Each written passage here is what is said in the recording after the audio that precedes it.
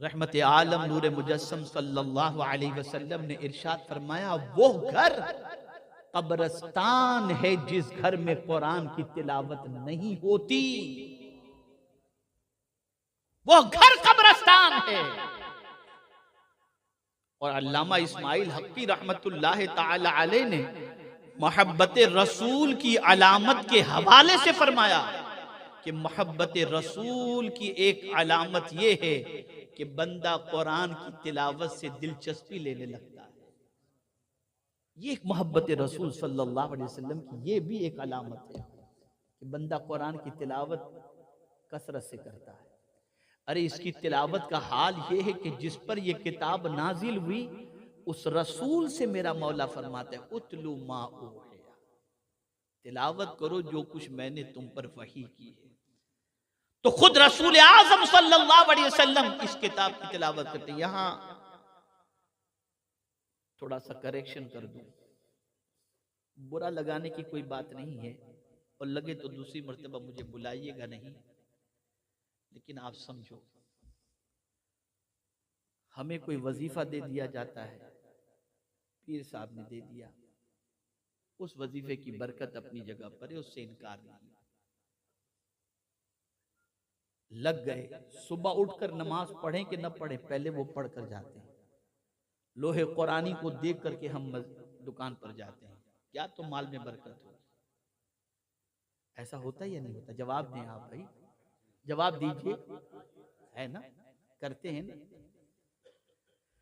सबके वजीफे को आप कबूल कर रहे हो, नबी के वजीफे को कब कबूल करोगे? सर उस तरफ भी तो तवज्जो रखो।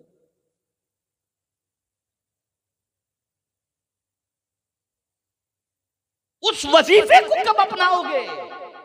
मेरे आका सल्लल्लाहु अलैहि वसल्लम इरशाद फरमाते हैं कि अगर कोई शख्स कुरान शरीफ की तिलावत में इतना गुम हो गया, इतना गुम हो गया कि दुआ मांगने का वक्त भी तिलावत में खर्च कर दिया और दुआ न मांग सका, सरकार फरमाते उसकी तलब से ज्यादा मौला उसे अता फरमाए, उसकी ख्वाहिश से ज्यादा मौला उसे अता फरमाए।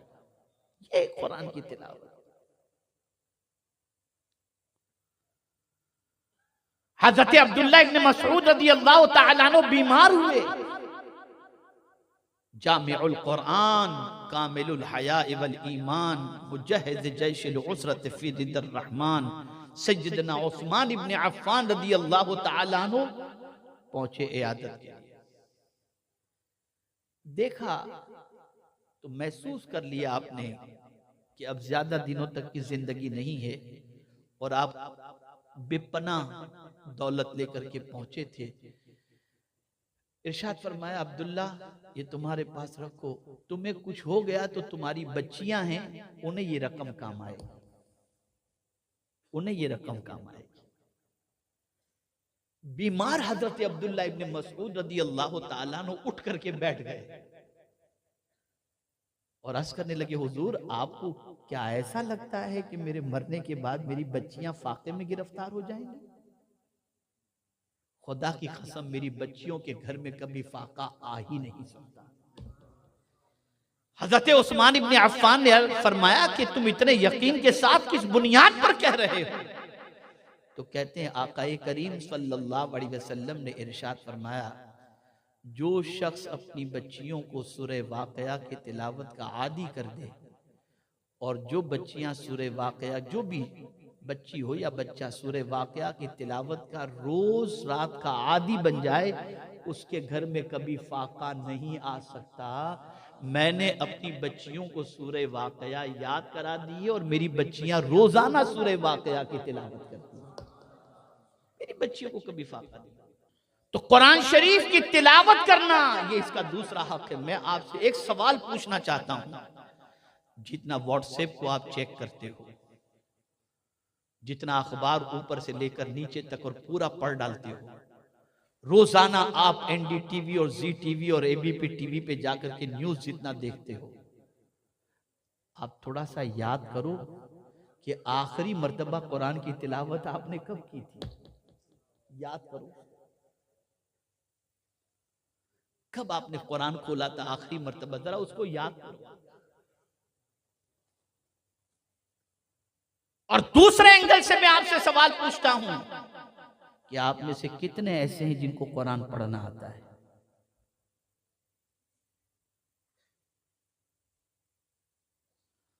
तो मुझे बताओ, जिस किताब से आपका ताल्लुक इतना कमजोर हो कि उसे पढ़ना भी आपको नहीं आता, फिर उरूज के ख्वाब देख करके क्या फायदा? इसलिए कि कुरान के एक नुक्ते का इनकार करना इस्लाम से निकल जाना है, एक हर्फ का इनकार करना इस्लाम से खारिज हो जाना है। तो आप इस किताब पर ईमान सिर्फ लिप सर्विस वाली पोजीशन में जबान से ईमान ले आए और पढ़ना लिखना कुछ भी नहीं। बहुत दुआएं हम करते हैं, अल्लाह हम पर रहम फरमा, ए अल्लाह हम पर करम फरमा। बिल्कुल दुआ करनी चाहिए, वो रहम नहीं फरमाएगा तो कौन करेगा। लेकिन उसने एक जगह कहा कि तुम न मांगो मुझसे, चुप रहो खाली।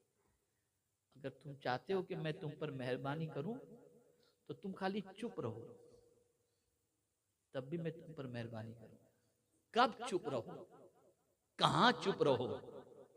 तो कुरान कहता है इज़ा क़ुरिअल क़ुरआन फस्तमिऊ लहू व अंसितू लअल्लकुम तुरहमून।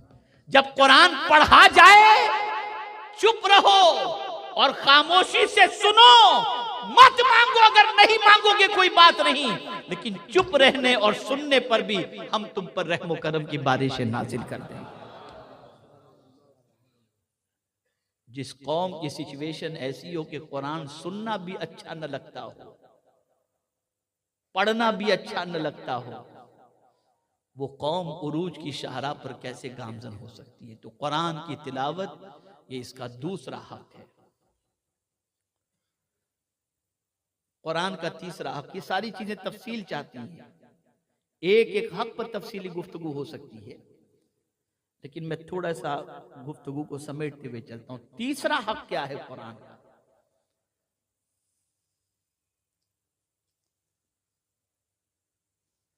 कुरान शरीफ का तीसरा हक ये है कि इस पर अमल करो।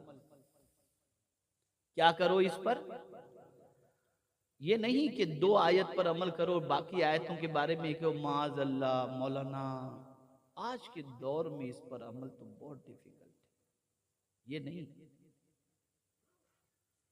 कुरान कहता है इत्तबिऊ मा उनज़िला इलैकुम मिन रब्बिकुम, और अगर तुम सीधे रास्ते के मुसाफिर बनना चाहते हो फत्तबिऊहु लअल्लकुम तहतदून हुदल लिल मुत्तकीन। एक तरफ इत्तिबा हुजूर की करने पर हिदायत के बारे में फरमाया गया, और एक तरफ कुरान के बारे में फरमाया गया कि इत्तबिऊ मा उनज़िला इलैकुम मिन रब्बिकुम वला तत्तबिऊ मिन दूनिही औलिया कलीलन मा तज़क्करून। ये कुरान कह रहा है। और सबसे अच्छी बात जिस पर अमल करना चाहिए वो क्या है? वो कुरान है। कभी हमने इसको अमल की किताब समझने की जहमत की? बल्कि मैं अगर कहूं तो गलत न होगा, पूरी दुनिया में, एक जगह की बात नहीं कर रहा, नाकिस ऑब्जर्वेशन के एतबार से पूरी दुनिया का अगर जायजा लिया जाए तो 5, 7, 8, 10 अहकाम से ज्यादा या आयतों से ज्यादा कुरान पर अमल हो ही नहीं रहा। नमाज, रोजा, हज, ज़कात, बस ये कुछ चीजें हैं, इस पर थोड़ा सा अमल होता है।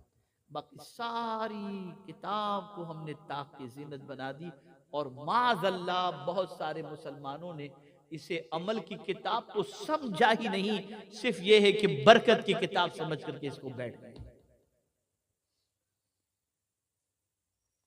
कुरान कहता है हाज़ा किताबुन अंज़लनाहु मुबारकुन फत्तबिहू, पैरवी करो इसकी, इत्तिबा करो इसकी। अब इत्तिबा किसे कहते हैं इसको भी समझो, इसको भी समझो। पैरवी किसे कहते हैं? अल्लाह अकबर, अल्लाह अकबर। ताजदार करबला इमाम अली मकाम अला जद्दिही व अलैहि सलातु वस्सलाम सवारी पर सवार होकर मदीने की गली से गुजर रहे थे। चंद गरीब नादार लोग गली के किनारे बैठ करके खा रहे थे। उन्होंने ताजदारे करबला को देखा तो अर्ज करने लगे, हुजूर आप भी हमारे साथ तशरीफ लाए। कभी गरीब कहता है ना। कहा उन्होंने। इमाम हुसैन सवारी से उतरे, उन लोगों के साथ बैठकर खाए, खा करके फिर सवारी पर बैठे तो आंखों से आंसू जारी थे, रो रहे थे। और उसके बाद उन लोगों से इमाम हुसैन ने फरमाया, तुम भी मेरे घर आओ ताकि मैं भी तुम्हारी जियाफत कर सकूं, तुम्हारी खिदमत कर सकूं। और फिर रोने की वजह जब पूछी गई तो अब देखिए कुरान पर अमल किसको कहते हैं। कहते मुझे मान इनके बुलाने पर कुरान की एक आयत याद आ गई कि अल्लाह ताला तकब्बुर करने वाले से मोहब्बत नहीं फरमाता। तो मैंने इन गरीब की दावत पर उतर कर अल्लाह की इस किताब को सामने रखते हुए इनके साथ बैठ गया ताकि तकब्बुर करने वालों में मेरा शुमार न हो पाए। सिर्फ आयत ज़हन में आते ही उस पर इस तरीके से अमल हो रहा है। तो सिचुएशन ये हुई कि 22,000 के लश्कर के सामने भी पेशानी पर शिकन नहीं आ रही थी और बेखौफ व खतर मुकाबले के लिए तैयार थे। ये कुरान पर अमल की ताकत थी। और जिनकी ताकत का आलम ये हो कि गाने सुनकर रोते हों, गजलें सुनकर रोते हों, लड़कियों के पीछे भागते हों, आवारा गर्दी करते हों, बुराइयों के दलदल में डूबे हुए हों, कहां से ताकत आएगी उनके पास? वो तो मच्छर से भी डरेंगे, चूहे से भी डरेंगे। कहां से आएगी ताकत? ताकत अगर कोई किताब दे सकती है तो वो अल्लाह की किताब ताकत दे सकती है। यही वजह है कि मौला अली करमल्लाहु ताला वजहुल करीम फरमाते हैं, मैं घोड़े की एक जीन पर एक कदम और दूसरे पर दूसरा कदम रखते तक पूरा कुरान खत्म कर लेता। सिचुएशन है। ये किताब ताकत देने के लिए आई, ये किताब कुव्वत अता करने के लिए आई। इस किताब से अपने ताल्लुक को मजबूत करो और इस किताब को अमल की किताब बनाओ। जो कुछ भी इसके अंदर अल्लाह का हुक्म मौजूद है उसे सुनो और सुनकर उस पर अमल के लिए तैयार हो जाओ। ये नफ्स पर तो गिरा गुजरेगा, ये समझ लीजिएगा। जब भी कुरान की किसी आयत पर अमल की बात आएगी ना, सुनने के बाद अरे यार बहुत डिफिकल्ट है, नुकसान हो जाएगा, माअज़ल्लाह, अपनी अक्ल से आप सोचेंगे। तो मैं हमेशा कहा करता हूं, अक्ल और ईमान का जब तकाबुल हो ना, तो अक्ल के फैसले को कबूल मत करना, ईमान के फैसले को कबूल करना। मिसाल के तौर पर मैं आपको बताऊं, आपके बैंक के अंदर लाखों रुपए पड़े हुए हैं, जेब के अंदर 10,000 रुपए हैं। एक जरूरतमंद गरीब जिसका बैंक बैलेंस भी नहीं है, इलाज और मुआवजे के लिए परेशान है, उसने आपसे राह चलते हुए कहा मुझे 8,000 की जरूरत है, जिनियन केस था, और आपकी जेब में 10,000 है, तो अक्ल कहेगी 8,000 मत देना, कम हो जाएंगे। ईमान कहेगा दे दे, अल्लाह ज्यादा अता कर देगा। तो उस वक्त अक्ल की बात न मानना, ईमान की बात मान करके दे देना। मौला अपने हबीब के सदक़ो तुफैल 10 गुना ज्यादा करके अता फरमाएगा। तो कुरान पर अमल की जब बात आए तो नफ्स पर अमल करना गैरां तो गुजरता है, लेकिन नफ्स की मत सुनना, ईमान पर अमल करते हुए इस किताब की पैरवी करना। इंशाअल्लाहुल अज़ीम इस किताब पर अमल का सिला अल्लाह दुनिया में भी अता फरमाएगा और आखिरत में भी अता फरमाएगा। कुरान के और भी बहुत सारे हुकूक हैं। मेरे प्यारे आका सल्लल्लाहु ताला अलैहि वसल्लम के प्यारे दीवानों, न वक्त में इतनी गुंजाइश है और न मजीद मैं इस पर कुछ तबसरा करना चाहूँगा, इसलिए कि बहुत हुकूक हैं कुरान के।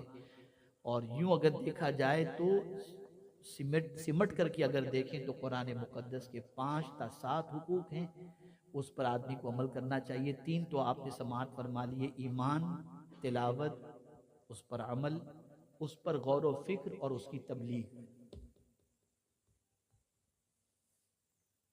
कुरान की तबलीग करो। बहुत मुबारकबाद के मुस्तहिक मौलाना सैयद अमीनुल कादरी साहब और हमारे कारी ताज मोहम्मद साहब और सुन्नी हुसैनी फाउंडेशन के जुमला अराकीन और सुन्नी दावत इस्लामी, बहुत मुबारकबाद के मुस्तहिक है। कुरान की तबलीग का हुजूर को हुक्म दिया गया। ये सुनो, कुरान की तबलीग का, या अय्युहर रसूल बल्लिग मा उन्ज़िला इलैका मिन रब्बिक, कुरान की तबलीग करो। हम कहां चले गए? हम किस चीज की तबलीग कर रहे हैं? तो इस कुरान से अपने रिश्ते को मजबूत करो, इस कुरान को ओढ़ना बिछोना बनाओ। उठो तो कुरान पढ़ते हुए, सो तो कुरान पढ़ते हुए। हो ही नहीं सकता कि कुरान की तिलावत के आदि बंदे को मेरा मौला दोनों जहां की बरकतों से महरूम रखे। मेरे प्यारे आका सल्लल्लाहु अलैहि वसल्लम के प्यारे दीवानों, कुरान समझो भी, समझना भी है, पढ़ना भी है। इसीलिए कुरान के तहत फला यतदब्बरून अल कुरान, ये उलमा का जब में गफीर होता है तो मुझे ये आयत भी याद आ जाती हैं। ये कुरान के ऊपर गौर करने का कुरान, अफला यतदब्बरून कुरान। फिर कोई बहुत मुश्किल है तो कुरान कहता है वलक़द यस्सरनल कुरान लिज़्ज़िक्र, हमने तो इसको आसान पैदा नाजिल किया है। कौन कहता है ये डिफिकल्ट है? बहुत आसान है। लेकिन अफसोस, सदहज़ार अफसोस, हमने कुरान से अपने ताल्लुक को कम कर दिया, कमजोर कर दिया। आज की नशिश के अंदर, इस इज्तिमा के अंदर मेरा पैगाम तमामी हजरात को ये है, कुछ जानते हो या न जानते हो, लेकिन कुरान पढ़ना जरूर सीखो, कुरान पर अमल करना जरूर सीखो। इसलिए कि इससे दुनिया भी आपकी संवर जाएगी और इंशाअल्लाह आखिरत भी संवर जाएगी।